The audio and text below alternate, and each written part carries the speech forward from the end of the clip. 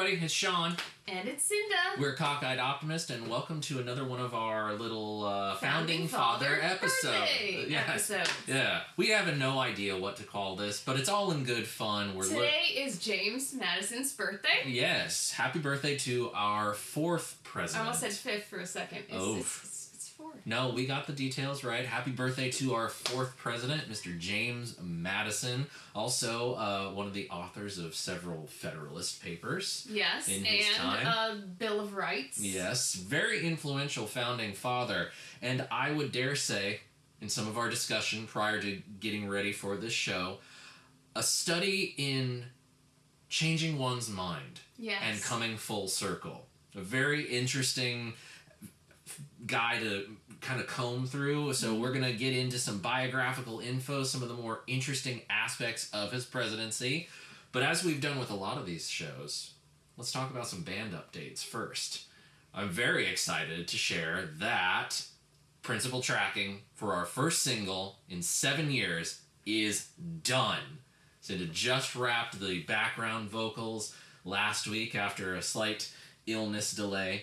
Feeling a bit better, I suppose. Yes. Very good. Very happy about that. And we took a listen to everything, just kind of... Yeah, and I added another background part that I thought, I don't know if this will work or not, but I kind of dig it. So it was something different. So that just sort of came up in the moment, which I really enjoyed. And we were listening back to some of the tracks recently and just thinking like, maybe there's room for some kind of guitar solo kind of thing.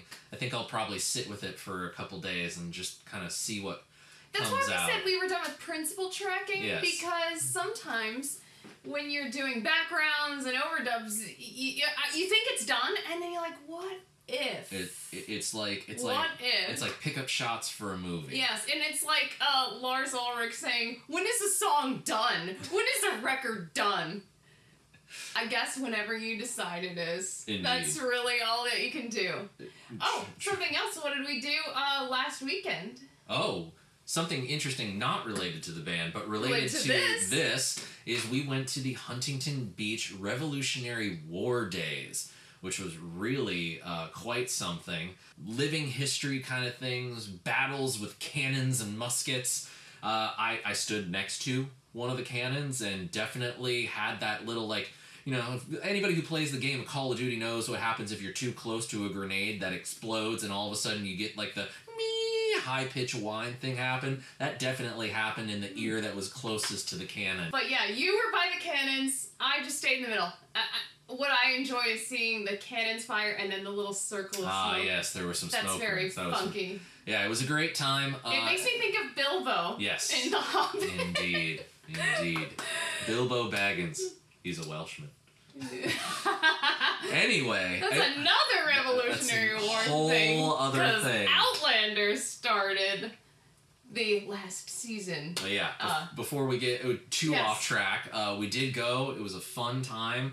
And also it kind of got a little bit of inspiration going. Yeah. We are in the process of redoing the main studio where we do our full-length radio-free rock episodes. That'll take a bit of time, but in addition to news about when that's going to happen and when the new single comes out, go to our website right now, cockeyedoptimist.net, sign up for the email list. Everyone who's on that list is going to be the first to hear about when those new things drop. It's going to be great. I'm very excited. And with that, let's dive into a little bit about the fourth president of the United States, Mr. James Madison. Born on this day, 1751, fourth president of the United States, Mr. James Madison, passed on June 28th, 1836. He is often referred to, which is an interesting connotation, as the father of the Constitution. And one of the reasons for that is because a lot of the amendments that make up the Bill of Rights, he had a hand in crafting the language and basically voicing the concerns and the sentiments of what these amendments would eventually become. Well, and he's also considered that because he really went around to the different states and conventions it said he spoke over 200 times to try to get people to ratify the Constitution. So it's kind of like almost as if you had a pet project and you're going around, hey, this is a really good idea. You should sign this. It said that anytime there was conventions or discussions, if he was in the room, like, defer to Madison, kind of. He knows the most on this. So, hence the sort of father, as in, not that he's the only one that birthed the Constitution, but he really, I guess, a father guardian of it and made sure we need to do this. He did a lot of work to everything that we know about the Constitution. There was so much that he did to get it right, I feel like is the best way to sum it up. And like a lot of our founding fathers and a lot of our early presidents, born in Virginia to a plantation family. His family planted tobacco, and at one point in his lifetime, he did own upwards of 100 slaves. So just something to consider. I'm discovering that as that detail pops up a lot in our early presidents, this will be a long-form episode, I assume, in the future when we start getting into aspects of the Civil War. But it really feels like that's just like, it's this thing that hinges on so many early presidents that just kind of sets up the ultimate conflict of the Civil War. And this sort of Virginia dynasty of presidents, it's almost like some are more, I would say, dynastic than others. Yes. Where I would put George Washington in a different category. He's an enigma. He's his own character, even though we all know Washington did have slaves. Yes. And as I was trying to understand James Madison, I found him to be the bridge. Being in the middle, able to see different perspectives, and bridging these divides. Yeah. So, like a lot of our founding fathers, most of his education comes from private tutors, but there's also the founding fathers who were self-educated, and he eventually attends Princeton, where he's actually a classmate of one Aaron Burr. And actually, here's an interesting little piece of trivia about him. He was debating on whether or not he would join the clergy or practice law. Now, I bring up this little bit of trivia because it's directly related to his contributions to the Constitution. Because a lot of the language that came around religious freedoms and even just everything, but especially the language centering around protection of freedom of religion, were directly inspired by his efforts. So it's a very interesting thing to see so many of our founding fathers go the route of practicing law, but at one time Madison even debating being a clergyman. He joins the Patriot cause because of the crazy taxation that comes via the Stamp Act, all the British taxes that were enacted on the colonies, and that eventually leads him to join the revolutionary cause. I bring that curiosity up because as we dig into the deeper aspects of history, you start feeling like the southern states do tend to have this more proclivity towards a way of living and a way of life that seems almost aristocratic and British.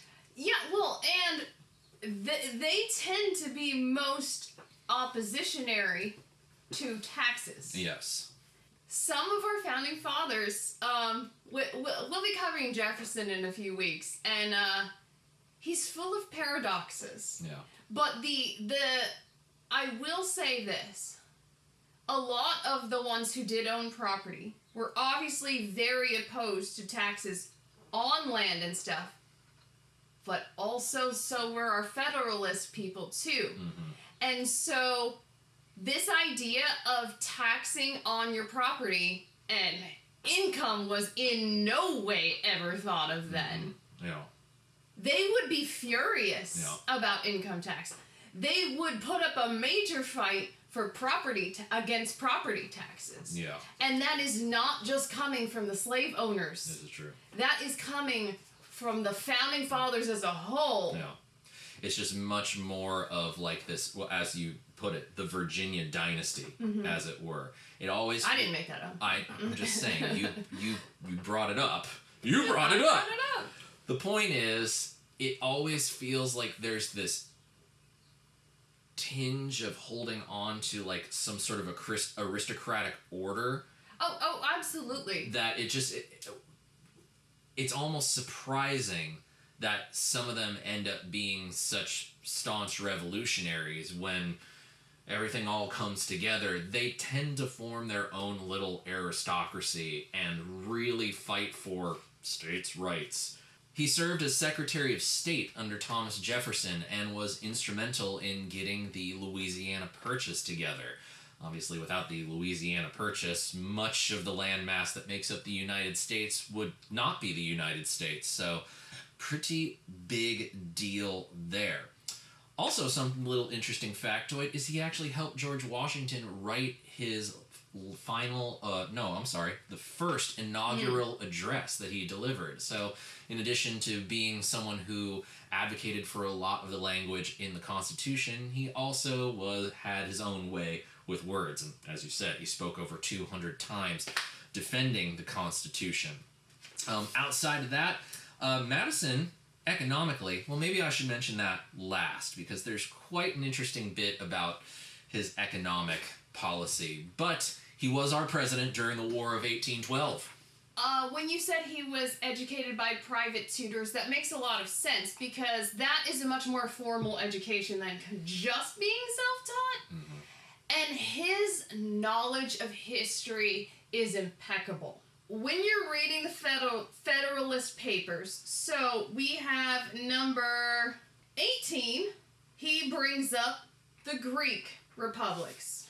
Federalist Paper 19, he brings up the Germanic body of republics. In number 20, he brings up the United Netherlands Confederacy of Republics. So he brings up 3 separate areas of Europe and their forms of republican government.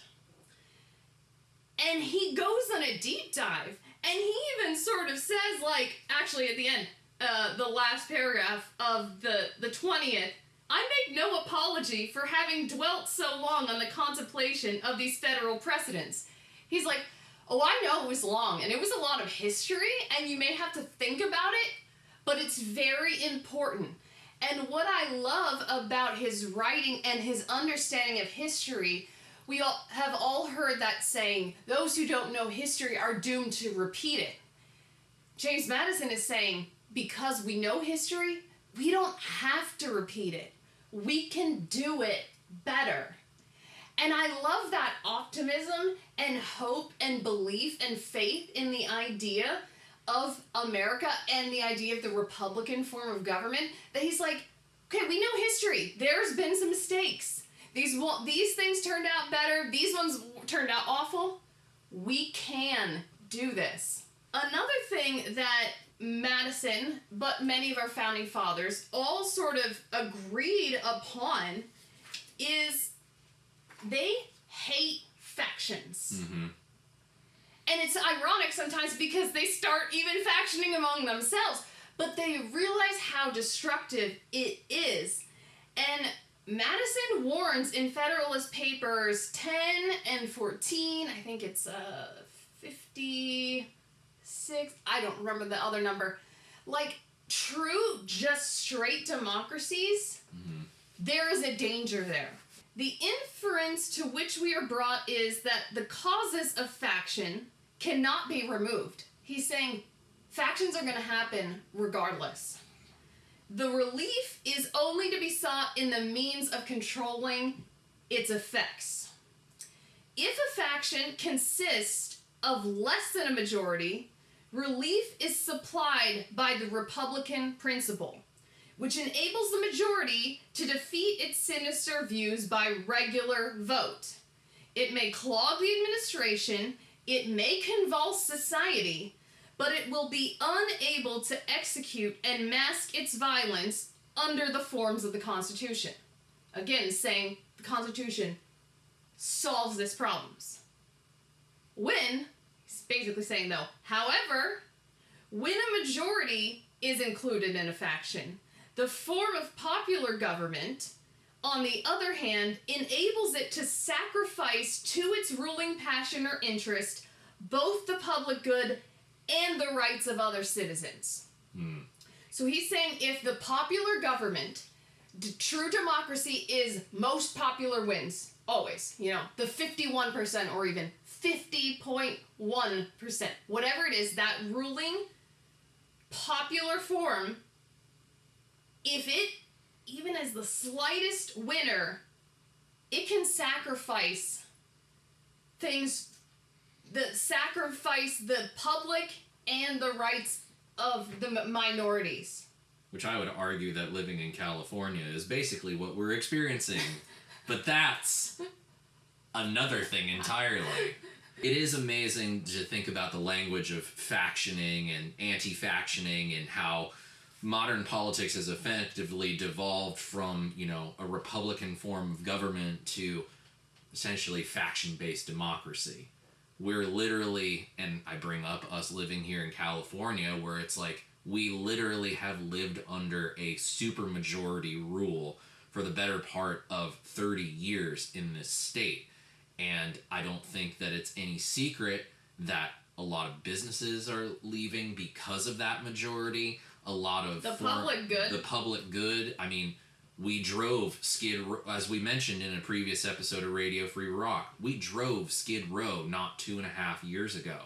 It's not like any money being diverted to homelessness resources is going to the people who need it. In fact, it's only gotten larger. Yeah. It's spread. So it's, I would say, if you really want an example of what it's like to live under that narrow or large majority rule of pure democracy, look no further than California. And it's something that the Founding Fathers knew only too well. Factions will be the death of us. Now, I want to bring up what we were talking about earlier, coming full circle. If you look up Madison, you will see that he was once a Federalist, wrote a lot of Federalist papers, and yet he and Jefferson start the Democratic Republican Party. So as I was struggling to understand, I'm like, what is it? Why did he switch parties? What was happening? And so, one, as we talked about a little bit ago, he spoke over 200 times to try to get the Constitution ratified. But what is beautiful about Madison is that he understood the need to be a bridge and the need to compromise to save this brand new country that has only been around at this point as they're, you know, working on this, let's see, about 6 years? Yeah.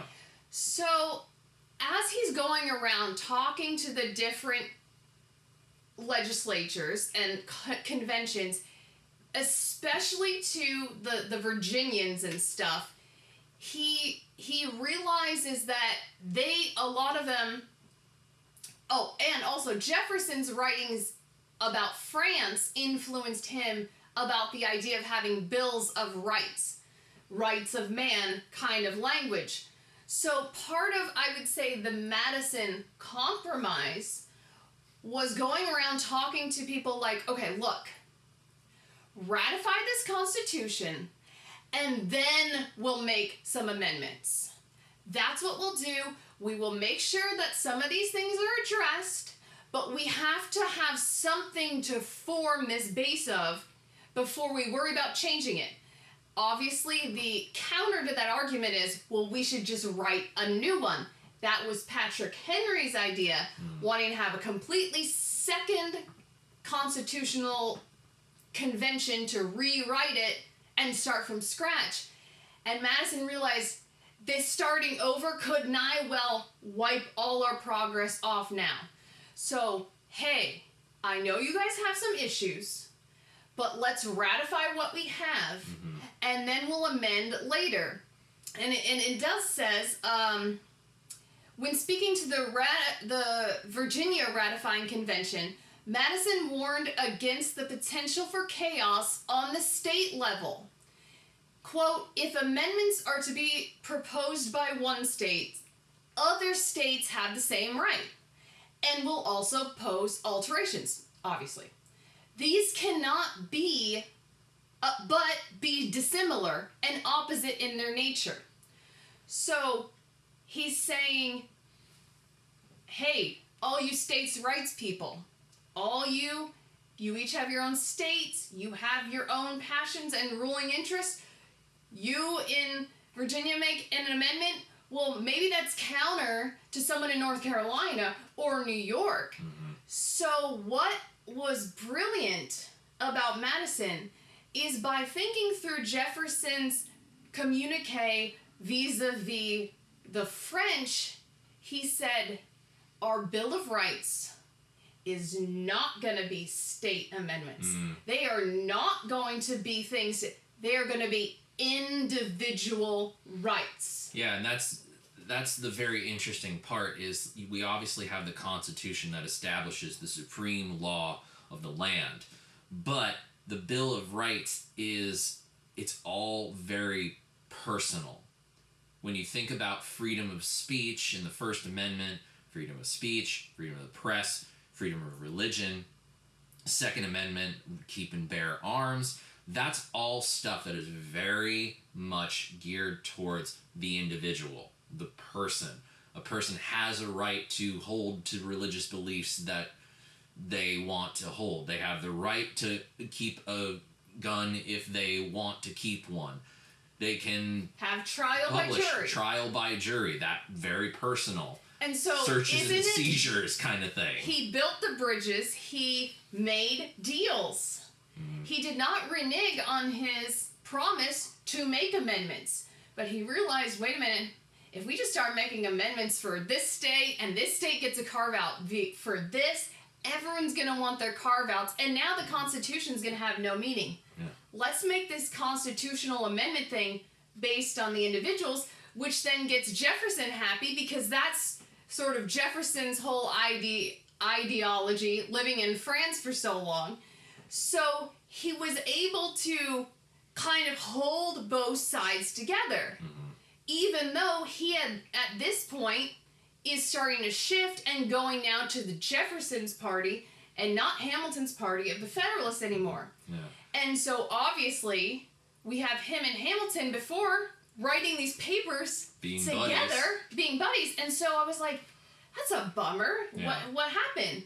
Well, he clashed with Hamilton on his economic policy. Yeah.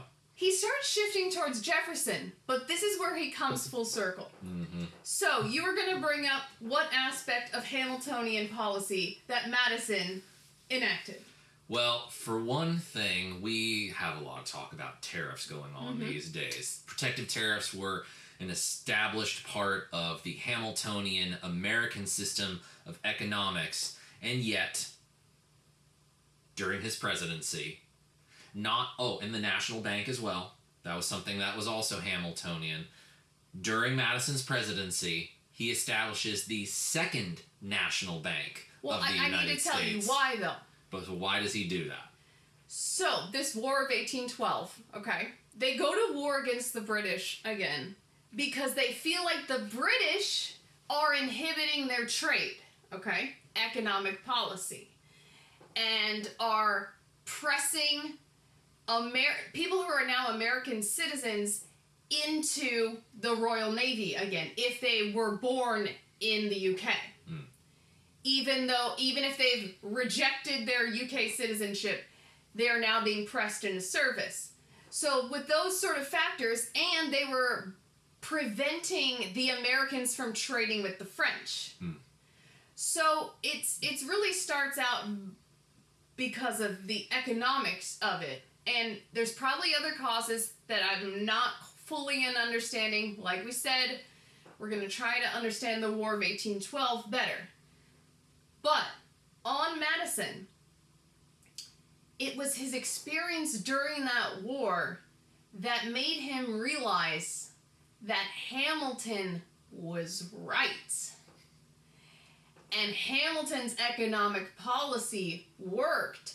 The tariffs, so then he reestablishes the Second National Bank. Second National Bank of the United States. And in 1816, reinstitutes protective tariffs. Protective tariffs. On imports.